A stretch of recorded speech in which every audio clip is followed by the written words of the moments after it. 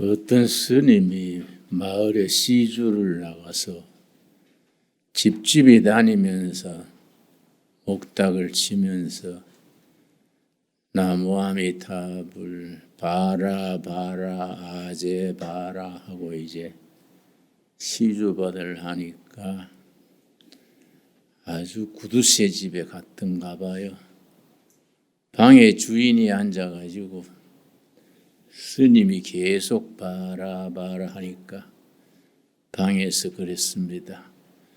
주나바라 주나바라. 그러니까 스님이 그걸 듣고 가나바라 가나바라. 여러분 예배 시간에 설교 들으면서 듣나바라 듣나바라. 그게 아니겠지요. 예. 잠이 오면은 그냥 코를 골지 말고 잠깐 주무시고, 딱 한 가지 지켜야 될 것은 혹시 주무시더라도 나갈 때 헌금은 잊어버리지 말고 여러분 얼굴 보니까 괜히 기분이 좋습니다. 예. 아주 상쾌합니다. 레위기를 본래 레위기를 레위기란 거라고 그가 부르셨다. 이게 원래 제목입니다. 히브리어로 와이크라, 이 부르셨다. 그가 부르셨다. 그 이름이 훨씬 좋은데 언제 바뀌었느냐 하면은 BC 160년 어간에 당시에 학자 70명이 모여서 히브리어를 헬라어로 번역을 했습니다. 그때 히브리어를 헬라어로 번역하면서 와이크라, 그가 부르셨다, 그 말을 레위기라고 고쳤습니다. 원래 제목이 훨씬 좋은 것 같아요. 이 레위기에 그가 부르셨다, 와이크라가 거의 주로 58번 대풀이 됩니다. 부르신 장소가 어디냐? 1장 1절입니다. 1장 1절, 레위기서 1장 1절. 여호와께서 회막에서 모세를 부르시고 그에게 말씀하여 이르시되, 회막에서 부르셨습니다. 회막이 영어로는 홀리 텐트, 거룩한 천막, 또 전문 용어로는 타버나클, 회막입니다. 회막의 역사는 세 가지입니다. 하나님이 임재하시는 곳, 회막, 거룩한 천막, 홀리 텐트입니다. 두 번째는 하나님이 임재하셔서 백성들과 대화하시는 곳, 하나님과 사람이 만나 교제하시는 곳, 두 번째입니다. 세 번째는 하나님이 백성들을 만나서 그 기도를 들으시고 죄를 용서하시고 이끄시는 곳, 이 회막입니다. 그 회막에서 대제사장이 1년에 한 번 7월 17일 그걸 속죄일 그럽니다. 딱 1년에 한 번 대속죄일에 대제사장이 양의 피를 그릇에 담아서 우슬초는 우리나라의 미나리 비슷한 역할을 합니다. 우슬초로 이제 피를 적셔서 성소지나 지성소로 가서 거기 시은소, 하나님의 입장에서는 은혜를 베푸는 자리니까 시은소, 사람의 입장에서는 죄 씻음 받는 곳이니까 속죄소, 같은 자리인데 사람의 관점에서는 속죄소, 하나님 편에서 보면 시은소, 은혜를 베푸는 자리. 그 시은소가 법궤 위에 있습니다. 법궤에는 우리가 잘 아는 대로 성물이 세 가지가 있습니다. 아론의 상난 지팡이, 죽은 지팡이인데 꽂았더니 잎이 난 거지요. 그건 생명을 뜻합니다. 둘째는 십계명 돌판, 셋째는 만나. 만나는 우리의 양식을 뜻하지요. 그러니까 이게 성물이 세 가지가 있고 그 위에 시은소, 속죄서가 있어서 대속죄일의 대제사장이 제물의 피를 받아서 우슬초에 적셔서 시은소에 7번 뿌립니다. 7번 뿌리면서 백성들의 죄를 속죄하는 겁니다. 그런데 속죄일이 되면은 그날이 전부 휴일입니다. 그런데 성경에는 스스로 괴롭게 하는 날 그렇게 표현합니다. 레위기 16장에 나오지요. 왜 스스로 괴롭게 하는 날이냐? 전 국민이 금식을 합니다.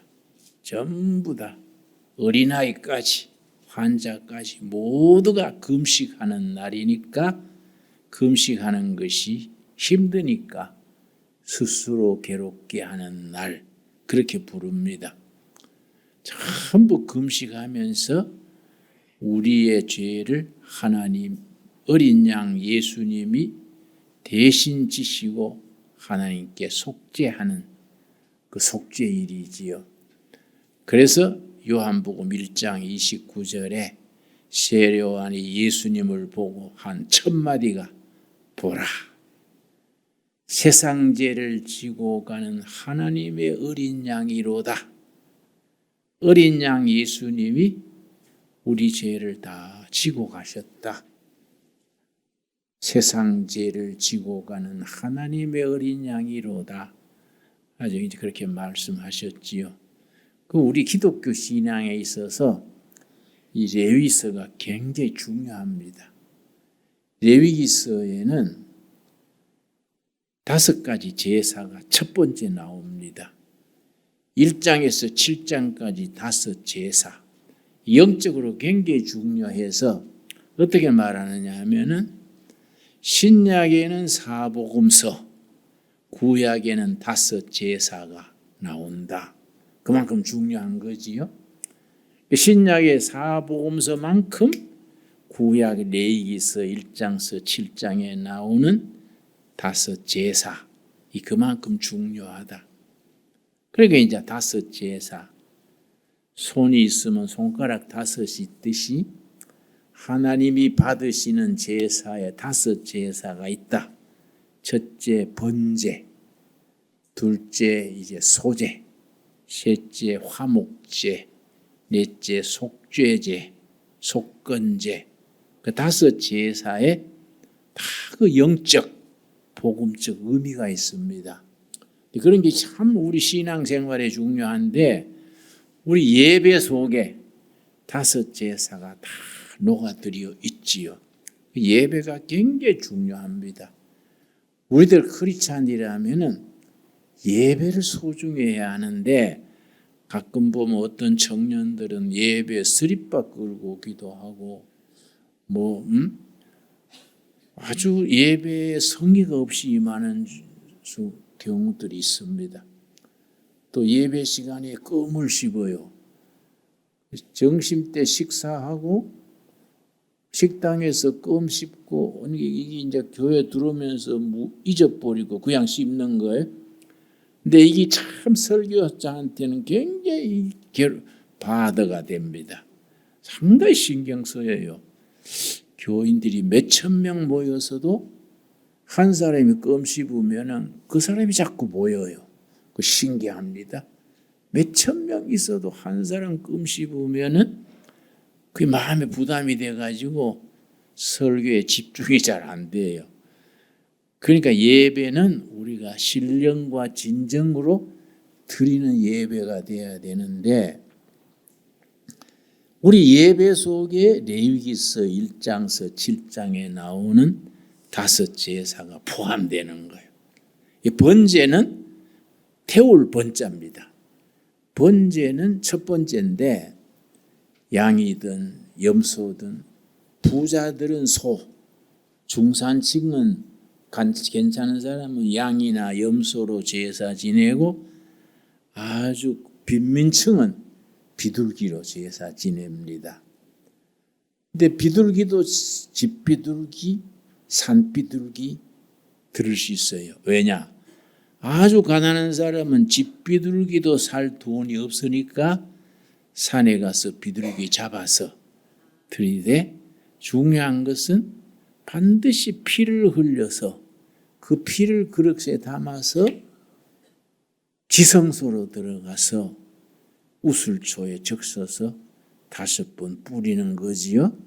이게 아주 중요하지요. 그런데 예수님의 어머니 마리아가 복음서에 보면은 예루살렘 성전에 가서 제사를 지냈는데 비둘기로 제사를 지냈다. 그 구절이 나옵니다. 그러고 보건대 예수님의 가정은 극빈층이요. 아주 참 최고로 가난한 빈민층이지요. 웬만하면 양이나 염소로 드릴 텐데 예수님의 어머니는 비둘기로 제사 지낸 겁니다. 그 제사 지내면서 그게 이제 하나님의 법이지요. 그런데 번제, 소제는 피가 없어요. 고운 밀가루로. 그 소제만 피가 없고 다른 4가지 번제, 화목제, 속죄제, 속건제는 필수로 피가 어떤 짐승가에 피가 흘러야 됩니다. 피가 없는 제사는 하나님이 받으시지 못한다. 성경에 그렇게 기록되어 있습니다. 그런데 소제, 2번째 소제는 아름다운 밀가루로 드리는데 이건 뭘 말하느냐? 하나님께 제사를 드린 사람이 제사 드린 이후에 아름다운 생활, 소박한 생활, 꾸밈 없는 소박한 생활, 그걸 소제라 그럽니다. 소제는 성도들의 성화된 삶을 나타내는 겁니다. 지금 우리가 사순절 기간 지나고 있으니까 사순절 기간에는 날마다 생활이 소제가 돼야 되지요. 아름다운 삶을 하나님께 드리는 그 시간이 돼야지요. 그러니까 평소에도 그렇지만 사순절 때는 좀 화가 나도 핏대 올리지 말고 주여 성질 참을랍니다. 그러고 사순절에는 모든 게 좀 깨끗하게, 담배 피우던 사람도 사순절은 참자. 고속에는 안 피우는 게 좋지요. 사순절은 좀 지켜야 돼요. 그래 내가 이제 나도 대학 졸업하고 한 2년 담배 피웠지요. 우리 어머니 건강한 사람이 하루는 내 옷을 뒤지다가 담배값이 나오니까 어머니가 야, 니 담배 피우냐? 이러시더라고요. 예, 요새 좀 피웁니다. 어머니 그때 한 말씀 하셨어요. 그래, 남자가 도둑질 말고 지랄병 외에는 다 해봐야 된다. 올해는 하지 마라. 조금 해보고 그만둬라. 그러니까 예, 알아서 하겠습니다. 근데 얼마 2년쯤 돼가지고 끊었어요. 아주 불편하더라고요. 교회 갈 때마다 그 은단 먹고 담배 냄새 치워야 되고 아주 불편해서 끊어버리자. 내가 끊었지요. 그러니까 청년들한테 담배 피우는 사람들한테 담배 끊는 요령을 일러줍니다. 그 담배 인박혀 놓으면 끊기 어렵거든요. 그 담배 끊는 비밀 가르쳐 주라. 그 모두 설계돼가지고 목사님 해보려는데 잘 안 돼요. 좀 일러주세요. 그럼 내가 간단하지. 안 피우면 돼요. 네, 그러면 간단하지 않습니까? 그렇지요? 복잡할 거 없어요. 안 피우면 또 끊어지는 거지요.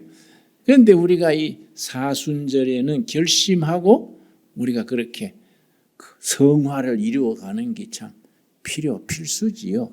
그런데 소제 외에 4가지는 다 피가 있어야 돼. 피가 없으면은 제물이 받아지지 못하는 겁니다. 거기에 대해서 레위기 17장 11절에 분명히 일러줍니다. 레위기 17장 11절에 우리가 천천히 찾겠습니다. 17장 12절에 왜 굳이 피가 있어야 되느냐? 그 우리 질문을 할 수 있지요. 왜 하필 피냐? 응? 요새 뭐 동물 보호자들한테는 말도 아니지요. 왜 사람의 죄 때문에 비둘기든 양이든 왜 꼭 잡냐? 동물 보호자들은 뭐 항의할 만하지요. 그러나 그거는 우리가 뭐라고 말할 수 없는 것이 하나님이 정한 법이요. 하나님이 정한 법. 그래서 누가 나한테 목사님 왜 굳이 그렇게 피 흘려야 됩니까? 피 안 흘리고 뭐 다른 방법도 있을 텐데요. 그래서 왜 나한테 질문해서 내가 뭐라 하겠습니까? 그 나도 뭐 확실히 모르겠는데 천국 가서 예수님한테 물어보자. 뭐 다른 대책이 없지 않습니까? 내가 뭐라고 말해봐야 뭐 그게 말이 설득력 있겠습니까? 천국 가서 물어보자. 안 그래도 나도 의심되는 게 많어. 응? 뭐 그러고 말았지요. 뭐라고 대답해봐야 귀에 들어가지도 않지요. 레위기 17장 11절. 자, 육체의 생명은 피에 있음이라 내가 이 피를 너희에게 주어 제단에 뿌려 너희의 생명을 위하여 속죄하게 하였나니 제 피를 뿌려서 죄 신선 받는 절파를 밟았나니 생명이 피에 있으므로 그 다음에 뭡니까? 피가 죄를 속하느니라. 그러니까 하나님이 인간을 구원하시기 위하여 구원의 방편으로 정한 법이 피의 제사예요. 그러니까 이게 이제 계속 구약 시대에는 제사 때마다 양, 소, 비둘기 잡았는데 예수님이 한꺼번에 해결했다는 거지요. 지금 우리가 예수 믿는다고 뭐 양 잡고 비둘기 잡고 없지 않습니까? 어떻게 그렇게 됐느냐? 예수님이 한 번에 해결했다는 겁니다. 거기 히브리서의 9장 22절입니다. 그래서 히브리서가 참 중요합니다. 여러분 히브리서는 구약과 신약의 축소판이라 그래요. 신구약 성경을 짧은 기간에 한 번 읽는 데는 히브리서를 읽으면 된다는 겁니다. 그래서 히브리서의 신구약의 간추린 신구약 그렇게 부릅니다. 그래서 초신자 때는 히브리서 읽으면 어려워요. 왜냐? 구약의 이야기가 계속 나오니까 초신자 때는 구약 배경을 모르니까 어렵지요. 그런데 히브리서 9장 22절 율법을 따라 거의 모든 물건이 피로서 정결케 되나니 그 다음 같이 읽겠습니다. 피 흘림이 없은즉 사함이 없느니라. 그러니까 하나님이 정한 법이요. 피 흘림이 있어야 죄사함이 있다. 그러면 구약 시대에는 소 잡고 양 잡고 비둘기라도 잡았는데 우리는 그래 안 하지 않느냐? 누가 그걸 폐지했느냐? 9장 12절 9장 12절 자 성경을 공부하니까 좀 딱딱합니다. 9장 22절 12절 말씀 히브리서 9장 12절 히브리서 9장이 복음의 엑기스를 담아 있습니다. 그래서 히브리서 9장을 읽고 아멘 하면 그게 이제 구원에 이르는 신앙이지요. 12절 염소와 송아지의 피로 하지 아니하고 구약 시대를 말하지요. 염소, 송아지, 비둘기, 양으로 하지 아니하고 오직 자기 피로 예수님이 자기 피로 영원한 속죄를 이루사 단번에 성소에 들어가셨느니라. 한 번에 끝냈다. 한 번에 예수님이 한 번 십자가에 피 흘려서 구약시대 제사 때마다 드리던 그걸 끝냈다 이거죠. 단번에 끝냈느니라. 13절 염소와 송아지의 피와 암송아지의 죄를 부정한 자에게 뿌려 그 육체를 정결하게 하거든 하여 거룩하게 하거든. 그 다음에 14절 첫 마디가 중요하지요. 하물며 두말할 거 없다. 두말할 것 없다. 하물며 영원하신 성령으로 말미암아 흠없는 자기를 하나님께 드린 누구 피입니까? 그리스도의 피가 어찌 너희 양심을 죽은 행실에서 깨끗하게 하고 살아계신 하나님을 섬기게 하지 못하겠느냐? 여러분 13절 14절에 아멘 하십니까? 이 아멘 하는 사람이 성령의 감동이라는 거예요. 성령께서 그렇게 아멘 하도록 그렇게 도와주신다는 겁니다. 도와주셨다는 겁니다. 그래서 그게 아멘 하는 것이 구원받은 신앙, 속죄함 받은 신앙. 그 나는 모태 신앙이거든요. 저 경북 청송 두메산골 수악한 산골짜기입니다. 그 골짜기에 거기서 이제 내가 유엔주일학교부터 모태 신앙이니까 다녔는데 그 우리 교회까지 한 5km 넘는데 초등학교 5학년, 6학년 때 내가 새벽 기도를 매일 나갔어요. 어린 나이에 새벽 기도 나가기 쉽지 않은데 그 다녔어요.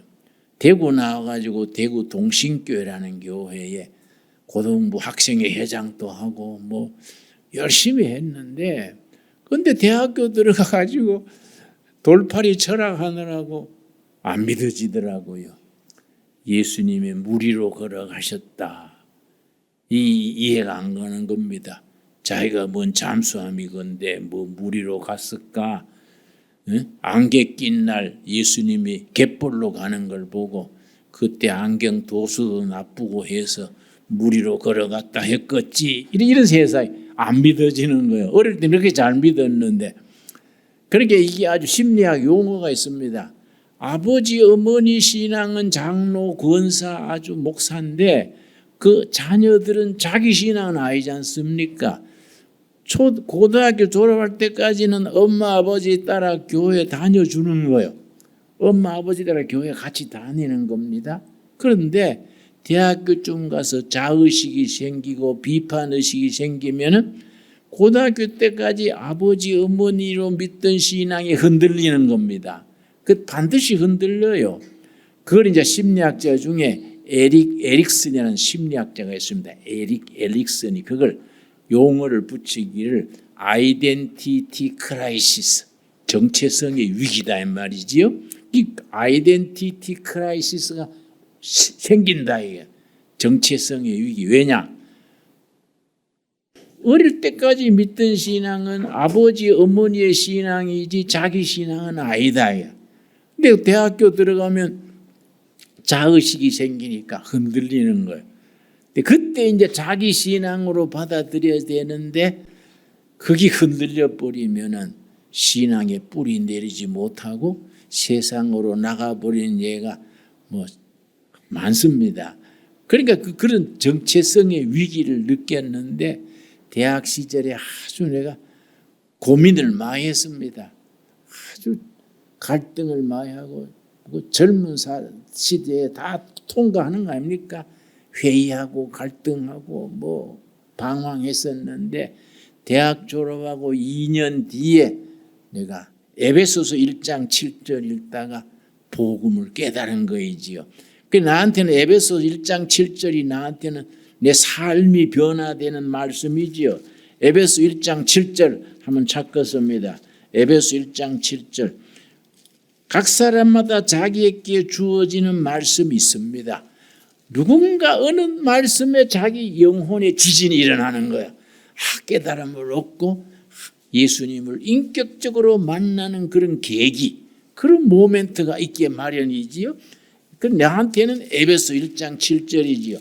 내가 그때 대학에 조교로 있었는데 조교실에서 철학책 잔뜩 쌓아놓고 뭐 존 두이의 책, 하이데거의 존재와 시간 하는 게 자인 운트 짜이트라는 게 있어요. 그런 거 뭐 한 10대 건 쌓아놓고 아무리 바라봐도 거기에 내 인생을 그을 수 있을까 자신이 없어요. 그 뭐 하이데거의 그것도 영국의 버트란트 러셀이라고 있는데 철학이란 무엇인가 그런 책이에요. 아무리 들다 봐도 여기 내 청춘 내 인생을 걸만할까 자신이 없어요. 내가 그래서 고민을 많이 했습니다. 갈등을 많이 했습니다. 대학교 졸업하고 2년 뒤에 12월 4일 날 밤에 에베소 1장 7절 읽다가 내 영혼에 햇빛 뜬 거예요. 1장 7절 말씀 우리 한번 같이 읽겠습니다. 우리는 그리스도 안에서 그의 은혜의 풍성함을 따라 그의 피로 말미암아 속량 곧 죄사함을 받았느니라. 핵심은 그리스도의 피요. 그리스도의 피요. 우리가 그리스도 안에서 헬라어로 엔 크리스토스, 인 크라이스트, 그리스도 안에서 뭐로 말미암아 2000년 전에 예수님이 십자가에 흘린 피, 그리스도의 피, 십자가의 피로 말미암아 은혜라면 값없이 공짜로 은혜로 그의 피로 말미암아 구속 곧 죄사함을 받았느니라. 그런데 그는 이 말씀이 딱 마음에 박힌 거예요. 딱 일본말로 딱 아다리가 된 거예요. 딱 그래서 머릿속에 아주 지진이 일어난 거예요. 하하, 예수님이 다 해난 걸 내가 모르고 헤매고 다녔구나. 내가 모태신앙으로 그렇게 교회 다니면서도 이 확실한 복음을 왜 모르고 그리스도 안에서가 아니라 교회 안에서 방황하고 갈등하고 그 허구한 날 그렇게 갈등하고 보냈을까. 내가 그래서 이 말씀이 너무 분명한 거예요. 그리스도 안에서 그 피로 말미암아 믿음으로 구원 받았다. 이미 해결된 겁니다. 이미 예수님이 해놓은 거예요. 해놓은 걸 내가 아멘 받아들이면 돼. 그래서 복음을 뭐라고 영어로 표현하냐면 복음은 빅두가 아니다. 내가 뭘 하는 게 아니다. 빅돈, 돈 알지요? 두디드 돈, 완료지 완료. 예수님이 이미 해놓은 걸 내가 접수하면 돼. 그래 빅돈이다. 내가 뭘 하는 빅두가 아니다. 내가 뭘 하려고 뭐 그렇게 절에도 갔다가 그래 내가 지금 또 아주 연불하면 뭐 선수입니다. 웬만한 주지 스님 저리 가라 합니다. 내가 예배 시간 아니면 한번 해보고 싶은데 뭐 좀 절제하랍니다. 아주 뭐 연불하면 아주 목딱 들고 하면 아주 그 내가 요새도 전에 가면요 이상해요. 주지 스님이 나한테 합장하라고 들어오시라고. 응? 내가 동화사 주지가 날 보면 늘 그랬어요. 김군 입산수도하게 크게 법을 깨칠 상이래. 내 두 상이 법상이래요. 법상. 깨칠 상이래. 자꾸 권했어요. 그런데 내가 스님 우리 어머니가 권사님인데 평생 나를 목사 되게 해달라고 기도하시는데 내가 입산수도 한번 부려지요. 내가 그랬어요. 그때 내가 참 입산수도 안 한 게 하나님의 복이지요. 내가 목사 된 게 얼마나 감사합니까? 내가 성찰 스님이 우리 그때 알았는데 성철 스님이요. 아이고 10년 동안 눕지를 않았어요. 장자불화라 그랬어요. 도 깨친다고. 10년간 안 눕고 졸고 밥 먹고 10년간 안 누웠어요. 그래서 내가 이야 나도 스님 됐으면 큰일 날 뻔했다. 나는 자는 걸 좋아가 내 차 뒤에 담요 싣고 다녀요. 시간만 하면 자는데 아이고 스님 됐으면 10년 못 자고 뭔 죄가 많아가지고 그래서 내가 목사 된 게 너무 감사해요. 우리가 그리스도 안에서 그의 은혜 풍성함을 따라 그의 피로 말미암아 죄 씻음 받고 구원 받았다 이거예요. 아멘 하십니까? 이게 아멘을 하는 것이 이게 기본 출발점이요. 구원으로 이르는 시작이 문이 열리는 겁니다. 그러니까 그날 저녁에 1968년 12월 4일인데요. 너무 감사해가지고 내가 막 감동의 눈물을 흘리면서 그 찬송가에 내 죄 사함 받고 예수를 안 뒤에 내 죄 사함 받고서 예수를 안 뒤 내 몸소다여 생각하네 지금 내가 가는 길 생각길이요 주의 피로 내 죄를 씻었네 나의 본것 변하고 그 피로 구속 받았네 하나님은 나의 구원 되시오니 내게 정죄함 없겠네. 막 감동의 눈물 흘리면서 불렀어요. 너무 감동해가지고. 그 다음날 내가 모교에서 조교를 해서 미국 유학 수속을 했었는데 유학 수속하는 서류 몽땅 쓰레기통에 던져버리고 내가 신학교 간 거죠. 신학. 철학 중에 최고의 철학이 예수 철학인데 내가 미국까지 가가지고 철학할 거 뭐 있냐. 예수님 만났으니 내 끝났다. 그러고 쓰레기통에 던져버리고 신학 갔는데 그게 요즘 말은 신의 한 수예요. 하나님의 은혜예요. 하나님의 은혜. 내가 얼마나 감사한지 여러분. 신앙이라는 것은 위대한 사건입니다. 위대한 사건. 우리 영혼에 안식을 주고 구원을 얻고 우리 영혼으로 이 길이 열리는 거 아닙니까? 그 신앙이 가지는 엄청난 축복을 우리가 모르고 교회 다니기 쉬워요. 모르고 교회 다니면 교회 다니는 게 지루하고 한참 다니다가 중단하기도 그렇고 교회에서는 구원사 받았는데 이거 안 나가기도 그렇고 가기도 그렇고 어정쩡하게 그런 겁니다. 그러니까 신앙은 깨달음이시대. 깨달음. 정말 우리가 진정한 말씀을 깨닫고 그 감동을 가지고 감격을 품고 찬양하는 생활, 그 영적으로 충만한 삶을 살 수 있게 되기를 바랍니다. 그래서 레위기에 나오는 5가지 제사가 우리 예배 드릴 때 다 들어있는 거예요. 예배 속에. 그 뜻을 다 복음적으로 깨달아 가지고 예배 속에 그게 살아있는 신앙 고백으로 참여하는 예배가 돼야 돼요. 그런 예배의 축복이 우리들에게 시와 때를 따라 예배 때마다 임하게 되기를 바랍니다. 기도하겠습니다. 하나님 감사합니다. 때를 따라 도우신 아버지 은혜로 예수님의 피로 말미암아 죄 씻음 받고 구원받은 성도 된 것을 감사합니다. 그 감격, 그 감동을 품고 천국까지 살아가게 하여 주시옵소서. 사순절을 맞아서 우리가 부활하신 주님 바라보고 거룩함을 이루어 나갑니다. 날마다 말씀과 기도 중에서 거룩함의 진보가 있게 하여 주시옵소서. 예수님 이름 받들어 기도드렸사옵나이다. 아멘.